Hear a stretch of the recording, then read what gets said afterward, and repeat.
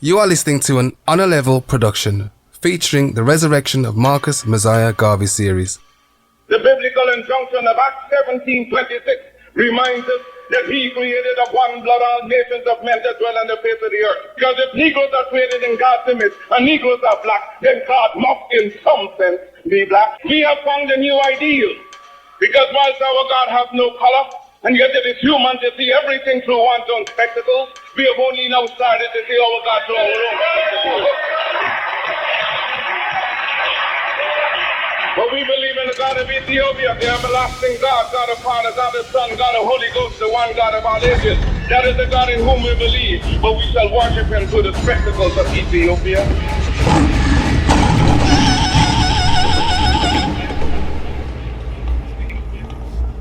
Ahadu Amlak. Amen. Welcome to Black History Month. For the first time ever, you are going to gain a special insight into the philosophy and opinions of one of the greatest men to have ever walked this earth. We are going to be celebrating a remarkable life and legacy over the next 31 days as I bring you the resurrection of Marcus Mosiah Garvey, a series which will be presented by me, Jermaine Brown, featuring 31 brothers from the community, all chosen to resurrect different speeches from Marcus daily. Now before we get into the speeches, here's what you need to know. Marcus Mosiah Garvey was the founder and organizer of the largest independent black movement in the world, the Universal Negro Improvement Association and the African Communities League. At the heights of success, the organization had a worldwide membership of over 11 million subscribed members. Now this was an excellent feat, especially when we consider that this happened during a time of no internet, no smartphones, no social media, and in the midst of 2 world wars. Yet he dared to travel the world, even to non-English speaking regions, spreading his message of self-love and empowerment. This was during a time when it was particularly dangerous for black men and women to even wander outside of their own homes. But these factors did not stop the man in the movement, for he had at his disposal an unmatched confidence. He did not fear failure. He did not care about the laughter and ridicule thrown his way. For he had a fearless passion for the advancement of black people worldwide that fueled his mission. Now I'm intrigued to know more about the mind of this man and how he accomplished so much and what I can take from him that I can apply to my life today.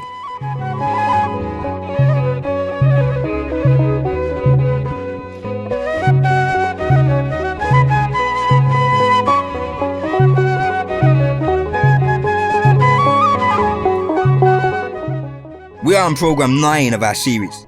Today's speech was originally delivered at Liberty Hall, New York, December the 24th, 1922. It is titled Christ, the Greatest Reformer. Today's narration is by David Moat from Birmingham, UK. An Honor Level production.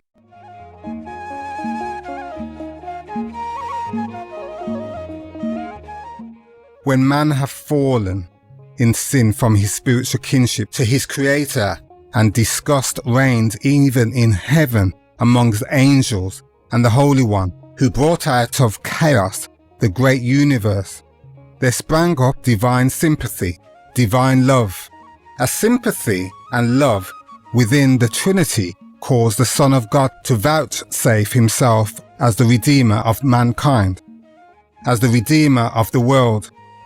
He betook to himself, with the authority of his Father, the duty, the work, the labor, the sacrifice to bring man nearer to his Creator, to bring man back to his God. The angels on that first Christmas morn notified the world that the Christ was to be born. He did not of himself come down in his spiritual image from the heaven on high, but for the purpose of drawing himself nearer man he took on the flesh, and was born of a virgin woman. And in that stable at Bethlehem, the whole world, through the message of the angels, was told of the great happening, and men journeyed from far and near to see the Christ. To some, his birth was a disappointment because he was born lowly. He was born amid poor conditions and circumstances. He was not born of the reigning household. He was born only of a carpenter, an humble labourer, and therefore to many his birth was a disappointment. The prophets foretold the birth of Christ. The prophets foretold the birth of the Redeemer, and men were looking for him everywhere. The race to which he was to be born expected a Redeemer in pomp and glory, and when he came in a manger, they were disappointed. They were disgusted, and they denied him as the Christ. They said he was not the Christ. He was not the promised one. He was not the Son of God. He was an impostor, but others who had faith believed that he was the Christ. And the lowly babe that was born to us in the sinful world 1,922 years ago grew up amidst the surroundings of prejudice, amidst the surroundings of disgust and dissatisfaction to take on his work, to perform his labour as the Christ, as the Redeemer of man, as the Redeemer of the world. The man who took on flesh, physical as ours, moved among us even as we go about our daily business and occupation today. They could not believe that he was the Son of God, but in him there was that which no man knew, which no man had. In him was a spotless soul, was a spotless character, never yet known to the world beyond the Christ in all God's creation. There never came into the world a character like Jesus, pure, spotless, immaculate, divine like unto God, as God would have each of us to be. When God created man and breathed into his nostrils the breath of life, when God gave to man a living soul, God expected that man would live the spiritual life of the Christ. And when man sinned, when man fell from grace, God became disgusted. God became dissatisfied. If we could see the sufferings of Christ, if we could see the patience of Christ, if we could see the very crucifixion of Christ, then we would see the creature, the being spiritual that God would have us be. And knowing ourselves as we do, we could well realize how far we are from God.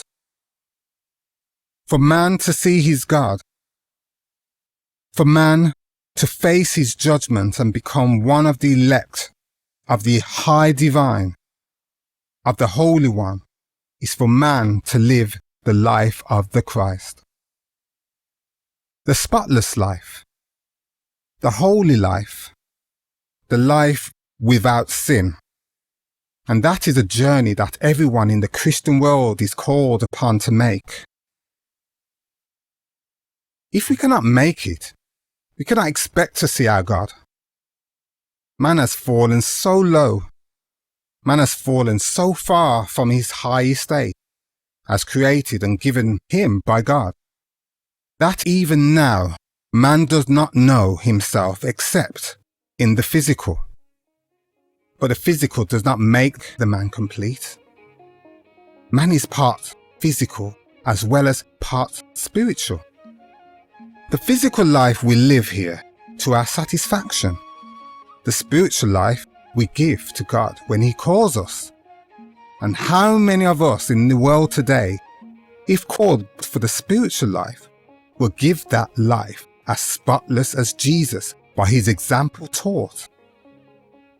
When we look at the world today, we think of sin, We think of injustice, of iniquity, a world where man, because of his strength, because of his advantage, abuses the rights of his brother.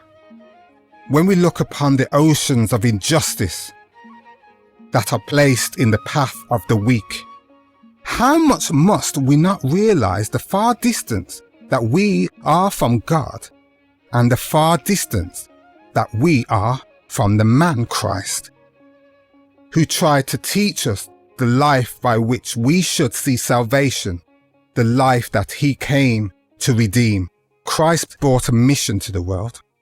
It was that of love to all mankind, that which taught man to love his brother, to be charitable. And when he taught that doctrine after he had assumed the form of manhood, what did the world do to him? The world derided him. The world scoffed at him. They called him all kinds of names. He was an impostor. He was a disturber of the public peace. He was not fit to be among good society. He was an outcast. He was a traitor to the King. That is what they said of Jesus when he went about teaching and preaching to men the way of salvation, pointing them to the light by which they would see their heavenly Father. And even though he was the Son of God, even though he had power from on high, even though he worked miracles to prove that he was not only an ordinary man, they did not believe him, and they did not heed him. The very people among whom he was born, the very people whom probably he loved most, were them people who cried out for the destruction and the death of this man. And even though he was the Christ, the Son of God, he could not save himself from the dissatisfied rebels of his day and of his time. He went about Jerusalem. He went about the holy places teaching the multitude. He appealed to the masses of the people to save them from their sins. And when the masses attempted to hear him, when the masses indicated that they would follow him, the classes who always rule said that he was a disturber of the peace. We cannot allow this man to travel at large, disturbing the peace of the community. This man threatens the power of the state. Therefore, we must imprison him. We must place him out of the way so that he will not teach these people this new doctrine. The doctrine of love, the doctrine of human brotherhood, and the doctrine of equality. Christ was the first great reformer. Christ did not go exclusively to the classes. He devoted his life to all. The classes rejected him because he was not born of high birth, of high parentage, because he was not born in their immediate circle. He was not born of the physical blood royal. Therefore, they could not follow such a man. His doctrine is unsound, and he is receiving the plaudits of the people. He is getting the sympathy of the crowd. Can we allow it? And the answer was no. And even the Son of God, not man only, but the Son of God was sought by the classes who have always held down the masses because of his teaching for the spiritual glory, if not the physical, of the people whom he loved. And so while we commemorate the birth of the Christ today, we must bear in mind the sufferings he underwent, the agony he underwent, for the purpose of carrying out completely his mission. The mission that brought him down from heaven to earth. Christ came to save a sinful world. The world rejected him. And even at the last hour, after he had preached for years to the people, after he had aroused the suspicion and the curiosity of the masses of his time, when he was about to leave the world, he had not even 12 men who were honest enough to profess the faith. He had not made 12 faithful converts. and he was the Son of God. That proves to you the state of man's mind. That proves to you the character of man, and that man has not changed much since Christ was here.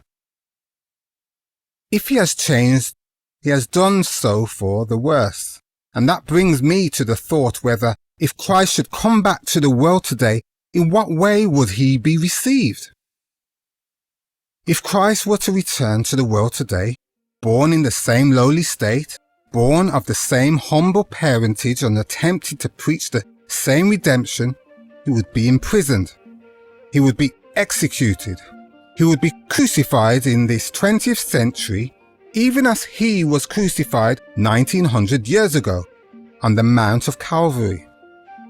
Man has not changed much. But there is one lesson we can learn from the teachings of Christ. Even though man in the ages may be hard in heart and hard in soul, that which is righteous, that which is spiritually just, even though the physical man dies, the righteous cause is bound to live. Because the preaching of Jesus, the teaching of Jesus, was not something physical. If it was something physical, it would have died. The teaching of Jesus, the preaching of Jesus, was something spiritual. And where there is righteousness of spirit, there is length of life. Jesus the man was not respected. Jesus the man was not adored. Jesus the man was not even loved by his own people. And for that they crucified him. But the spiritual doctrines of Jesus were righteous. The doctrines of Jesus were just.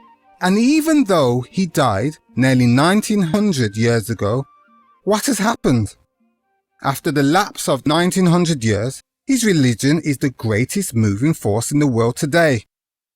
Morally and spiritually, it shows you, therefore, the power of spiritual force. It shows you, therefore, the power of a righteous cause. Jesus, who was the first great reformer, taught us the way. After him followed the other great reformers, who shared the same fate, born, perhaps, in the same lowly station of life, feeling with the masses of people who suffered like them. They have gone out, whether it be Luther or St. Augustine or some other great reformer, but they have all gone out and they preach their doctrine to suffer in their time, for the doctrine to rise again on the wings of time, and to flourish as the green bay tree. Christmas symbolizes something other than the amusement that it affords today. Christmas brings us to the realization of the fact that hundreds of years ago, when man was practically lost in his spiritual kinship with his Creator, and the world probably was to be wiped away, the Son of God himself came down from his throne on high for the purpose of saving you and saving me. We rejected him in the past. Our attitude now suggests no better consideration for him if he should return. But with that patience, but with that love, but with that mercy, with that charity that caused him to look down, not in revenge, but in the belief, in the hope that sometime man will change his ways. Man will get to realize his true kinship with his Creator and be what his God expected him to be. But before we reach this point, we need a better understanding of self as individuals, and may I not appeal to the strong and mighty races and nations of the world for better and a closer consideration and understanding of the teachings of the man Christ, who went about this world in his effort to redeem fallen man. May I not say to the strong, may I not say to the powerful, that until you change your ways, there will be no salvation. There will be no redemption. There will be no seeing God face to face. God is just. God is love. God is no respecter of persons. God does not uphold advantage and abuse to his own people. God created mankind to the same rights and privileges and the same opportunities. And before man can see his God, man would have to measure up in that love, in that brotherhood that he desired us to realize and know as taught to us by his Son, Jesus. Let us realize that we are our brother's keeper. Let us realize that we are of one blood, created of one nation to worship God, the common Father. It does not, therefore, suggest a proper understanding of our God or a proper knowledge of ourselves when in our strength we attempt to abuse and oppress the weak, as is done to Negroes today. The statesmen of the world cry out for peace. They are meeting in many conferences with the hope that they will have peace. But I wonder if they understand the meaning of peace. There can be no peace until that peace reflects the spirit of the message of the angels of 19 centuries ago. The real peace actuated by love. Love as the Christ came to the world to give us. Love for the high and mighty. Love for the meek and lowly. Love for all is the only peace that will reign, is the only peace that will draw man nearer to his God. Man is so selfish that he does not seem to realize that there is anyone else in the world but himself. The statesmen who lead America seem to believe that there is no one else in the world. But the people who make up America, the statesmen who lead the British Empire, even though they cry for peace and desire peace, seem to believe that no one else lives in the world but men within the British Empire. Up to now, we have not yet got the message of the angels. Up to now, they have not yet fully interpreted the Spirit of Christ. Christ came into the world not to save one set of humanity, otherwise he would not have been the Christ. Christ came into the world to save mankind. Therefore, his love must be for all. His love could not be sectional. His love could not be partial. His love was general and universal. Therefore, before we can have peace on earth, before we can welcome the Spirit of the High God, before we can get a true understanding of the Spirit of the Christ, who came to us born in the lowly stable at Bethlehem, we must get to realize the brotherhood that exists. Realize it in truth. Realize it in fact, and practice it whether we be white, black, or some other hue. Realizing that Christ came to save all mankind from the fallen state, to restore man to his spiritual kinship with his God. Let us practice a spirit of love, a spirit of charity, a spirit of mercy toward mankind, because in doing so, we will be bringing God's kingdom down to earth. Let us live that true life, that perfect life in ourselves as spiritual beings, not forgetting that we are physical also. Man must not fail to understand his dual personality. In being charitable and sympathetic like the Christ would have us to be, does not mean to say that we must ignore our physical needs. Christ was not so much interested in the physical responsibility of man. Neither is God interested in the physical activities of man. That may be something strange to say at this hour, when you have heard so much about religion. Christ cared so little for the physical that he offered himself up and was satisfied to go on the cross and let the physical die. God the Father is interested in the spiritual of man, but man's physical body is for his own protection, is for his own purpose. Whatsoever you want to do with the physical, God does not interfere. And I trust that this time, when we are going to contemplate Christ, that we will get a better understanding of him and get a better understanding of the religion that he taught. Because some of us seem to have some peculiar ideas about the religion of Jesus. Some of us seem to believe that Christ and God the Father are responsible for all our ills.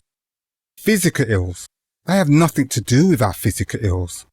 I repeat, God is not, and Jesus is not interested in the bodies of men. If you want to care for your body, that is the privilege and prerogative given to you by God. If you want to destroy it, that is the same privilege and prerogative He has given. If you want to commit suicide, that is your business. If you want to live, that is your business. God has given you the power. He has made you a free agent as far as the physical in life goes. All that God is interested in is the spiritual that you cannot kill. Because the moment you destroy the physical body, God lays claim to the spiritual with which you are endowed. The spiritual is never yours. The spiritual is always God's, but the physical is your own property. If you want to break your physical life up, that is all your business. God does not interfere, and that should be the Negro's interpretation in this 20th century of Christ's religion. It is no use to blame God and Christ for the things that happen to us in the physical. They are not responsible. They have absolutely nothing to do with it.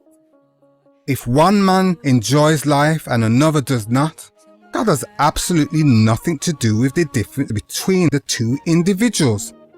That is to say, if one man lives in a palace across the street and enjoys life, and the other fellow lives in the gutter, God has nothing to do with the difference between them. It is purely a physical regulation left to man himself. Make your interpretation of Christianity scientific, what it ought to be, and blame not God. Blame not the white man for physical conditions for which we ourselves are responsible. You have just listened to an Honor Level production. I am a African, yeah, with we rapper on we shoulder. I am a African, yes, with we rapper on we shoulder. Africana, hey, Africana, oh, Africana, hey, Africana, oh. I am a African, yes, with we rapper on we shoulder. Africana, hey, Africana, oh, Africana, hey. Today's resurrection was titled Christ, the Greatest Reformer, originally delivered in December 24th, 1922 by Marcus Garvey, and resurrected today. This concludes day 9 of our 31-part series, and we'd like to thank David Mawat for today's narration. David is an information advice and guidance practitioner at Walsall Council and a qualified youth worker with Birmingham Council with over 26 years of experience. Additionally, he is the director for the organisation's Too Much Passion and chairperson for Young Foodies, who works with a variety of healthy eating projects and delivers training sessions. He chose to take part in this project because as a child, he grew up with Marcus Garvey proudly displayed on the walls of his Caribbean family home. He was further educated on the valuable contributions that Garvey made to society. He also realized that the teachings of Marcus Garvey are still prevalent to this day and can be used to educate even his own children. Marcus Mosiah Garvey reminds David that nothing is unachievable, and through faith in God, all things are possible.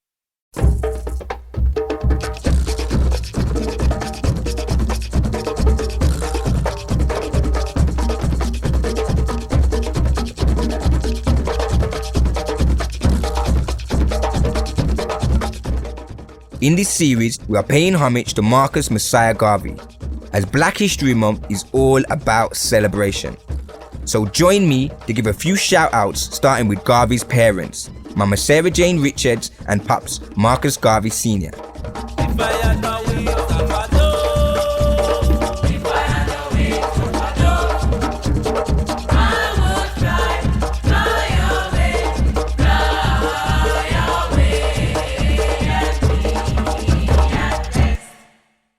We also want to pay homage to those esteemed ancestors who paved the way for Marcus to appear on the world stage.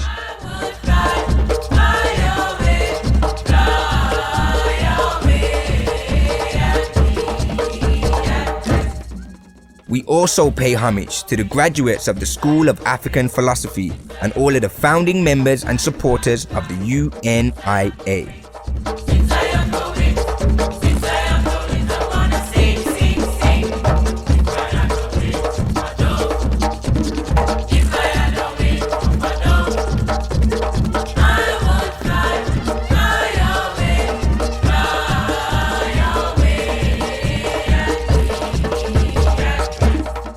Last but not least, we pay special homage and tribute to his esteemed wife, Amy Jakes Garvey, who was a formidable leader in her own right.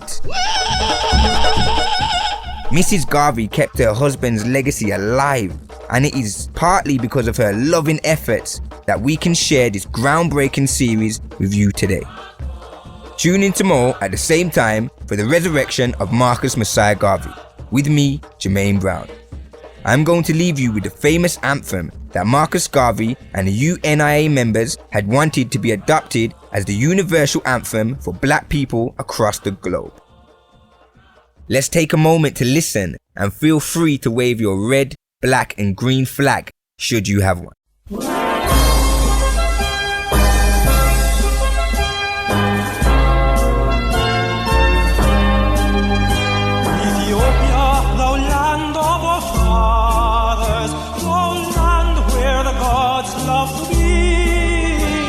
Storm cloud at night suddenly gathers, all armies come rushing to thee. We must in the fight be victorious, when swords are thrust outward to gleam. For us will the victory be glorious, when led by the red, black and green. Advance, advance to victory, let Africa be free. Advance to meet the foe, advance to meet the foe, with the might of the red, the black and the green, with the might of the red, the black and the green.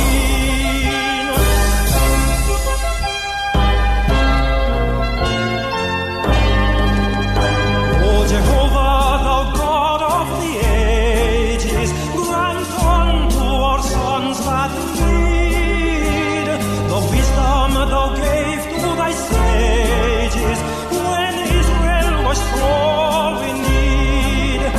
Thy voice through the dim past has spoken. Ethiopia shall stretch forth her hand. By thee shall all fetters be broken, and heaven